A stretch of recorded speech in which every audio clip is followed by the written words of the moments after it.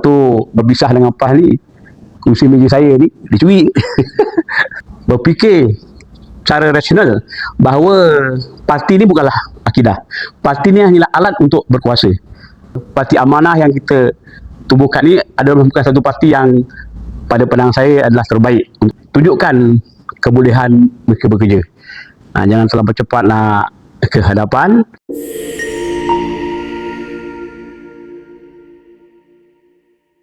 Saya Datuk Haji Bakrin bin Siddiq yang tinggal di Bukit Katil, merupakan pengasas Amanah kawasan Bukit Katil, di mana penumbuhan Amanah Bukit Katil ini setelah adanya gerakan Harapan Baru yang telah tubuhkan disebabkan peristiwa pemecatan. Sebab dalam pemilihan Parti PAS dulu, golongan-golongan profesional dalam pemilihan tahun 2014-2015 telah dinafikan hak dan terkeluar daripada menjawat jawatan dalam PAS.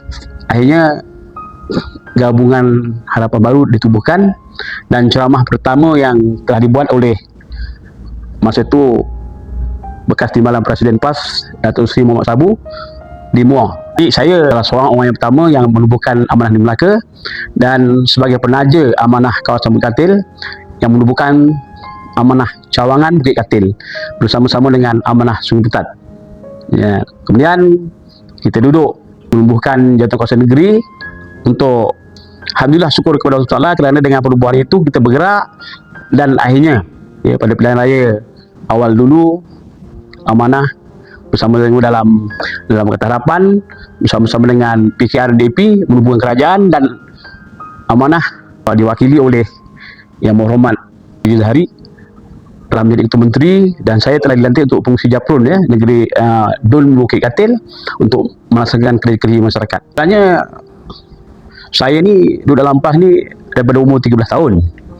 Dah pernah jadi ketua PAS Cawangan di Bukit Katil, di Johor. Saya pernah duduk bersama makan sedulang dengan Datuk Asri dan juga Haji Mustafa Ali.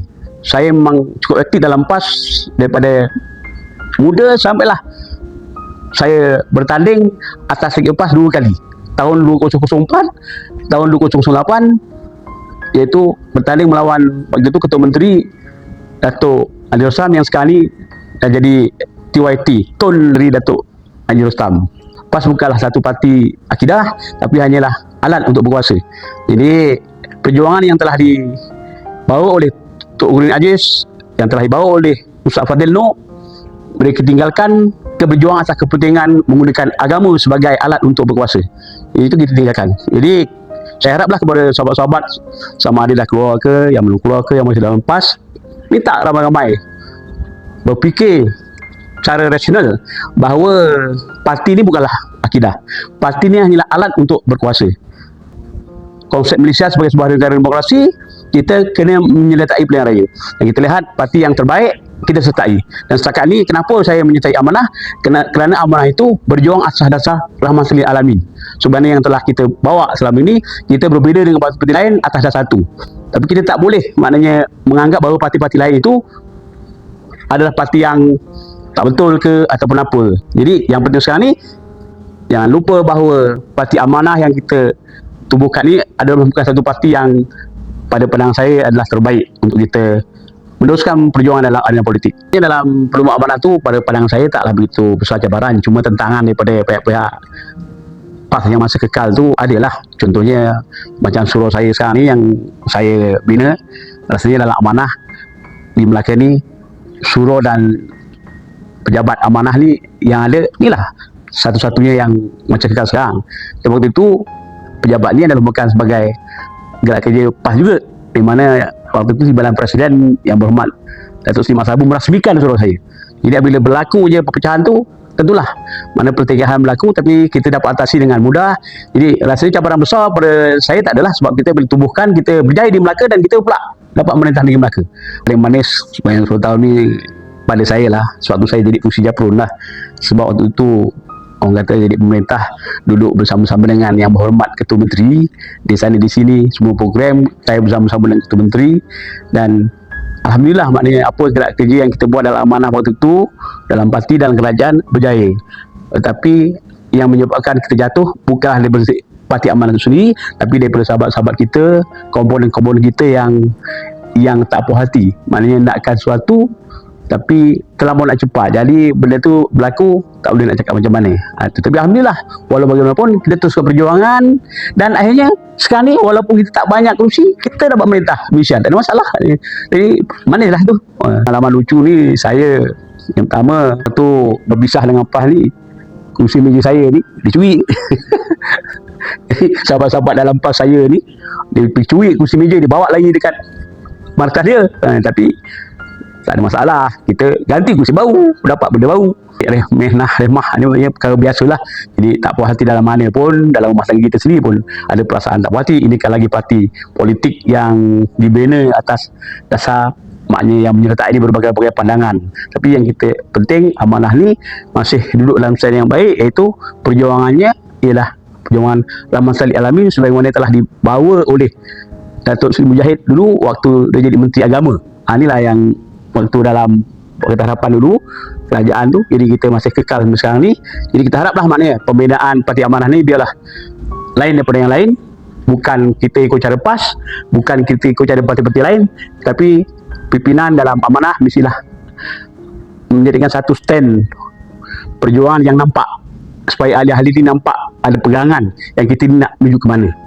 Sebagaimana yang kita lihat sekarang ni, pandangan-pandangan daripada Datuk Mufti Wilayah Persekutuan dan beberapa pandangan ahli-ahli agama yang daripada Ikram, daripada Habib dan sebagainya tu, kita satukan dan kita jadikan dia sebagai panduan untuk meneruskan perjuangan Amanah, supaya Amanah ni akan dikenali oleh masyarakat akan datang. Jadi kita tak boleh terpinggir. Kita tak mahu Amanah ni adalah bukan satu parti yang orang anggap parti pinggiran yang mengharapkan belahisan daripada parti lain. Itu yang kita nak. Jadi kita kena kerja sungguh-sungguh di seluruh negara. Jadi kita bina Amanah itu dengan betul, hilangkan perasaan puas hati dengan kawan-kawan, dendam dan sebagainya. Maknanya kalau ada kawan-kawan kita ada rezeki dia dapat jawatan semua, silakan. Kita tolong dia belakang. InsyaAllah kalau kita kerja dengan betul, akan menghargai kerja kita. Kalau kita kerja dengan ikhlas, insyaAllah Allah akan bantu kita, dan kena Allah jugalah kita, insyaAllah Amanah ni akan terus berjaya di masa akan datang, insyaAllah. Selama 10 tahun ni yang saya paling hormati, yang paling sayang, yang paling dekat dengan saya di hati saya, saya hormat Tuan Haji Adli Dari lah. Sebab beliau adalah seorang yang low profile, mudah dibincang dan boleh bekerja. Jadi tak ada masalah dengan dia. Itu yang saya pandang dia adalah bukan orang berbakti. Walaupun saya rapat juga dengan Datuk Seri Sabu, pimpinan dulu Salim Ayub dan pimpinan pusat, memang sangat baik dengan saya dan mengenali saya. Dan saya sangat sayang dengan mereka semua. Mudah-mudahan mereka berjaya dalam bentuk pimpinan negara dan seterusnya berjaya pimpin Amanah ni sampai berjaya, insyaAllah. Sebagai otai lah, sebagai orang lama sebenarnya dalam Melaka ni, yang terbaru ni saya telah diamanahkan untuk menerujuki Amanah Veteran Melaka.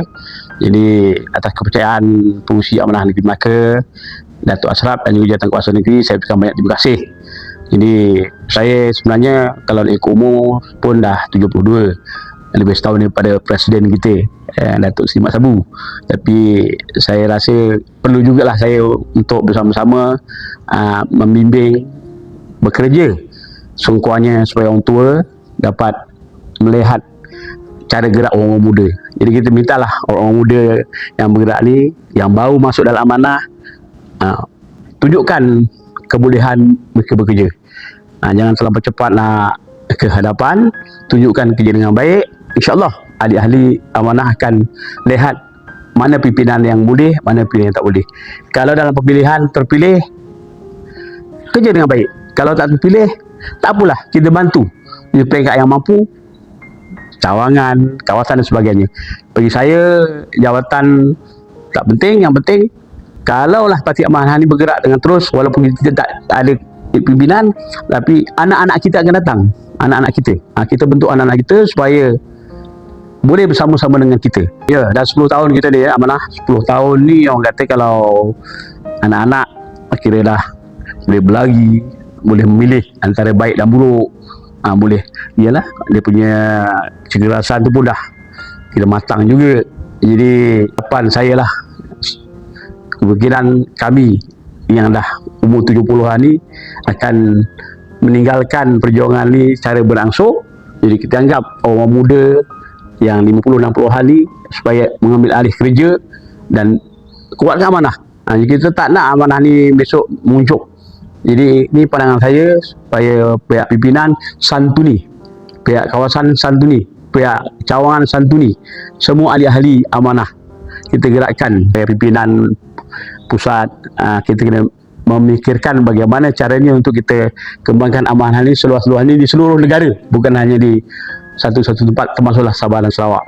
Ini kekuatan ni, insyaAllah. Tuan saya kepada semua ahli amanah, sertailah himpunan satu dekad amanah yang akan berlangsung pada 16 September 2025 yang akan diadakan di Japrun Bukit Katil Melaka mula pada 7.30 pagi. Jangan lupa pada 15 bulan sebelah malam, 15 bulan sebelah malam kita akan mengadakan ceramah, akan disampaikan oleh Ustaz Musa, Ustaz Musa menyampaikan ceramahnya, dan lepas tu kita adakan jamuan untuk semua yang hadir pada malam tersebut.